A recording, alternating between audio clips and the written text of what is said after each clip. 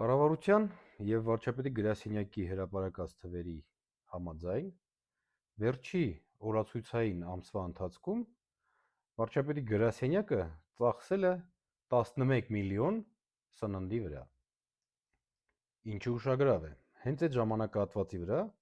ընկնում են իշխող զույգի ոյաժները արտերկիր և Հայաստանով մեկ։ Եվ երբ որ վարչապետի աթոռը զավթած անձիկածը վերադառնում է Չինաստանից և այստեղ իրան ընդունելություն, խորոված, քյաբաբ, գնանք Դիլիջան և այլն և այլն։ Հիմա հարց Հայաստանի քաղաքացիներին. ո՞նց եք, ձեր պարենային զամբյուղի արժեքը ինչքան է,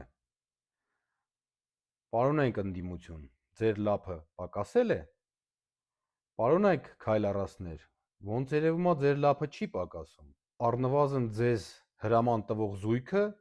լափում է 20 հոգուց բետար, ոնց կարելի է լափել, որ ամսվա կտրվածքով $29,000 հաշիվ գրվի, 29,000 ԱՄՆ դոլարին համարժեք 11 միլիոն դրամ, լավ եղեք, կուշտ եղեք, տեսած եղեք։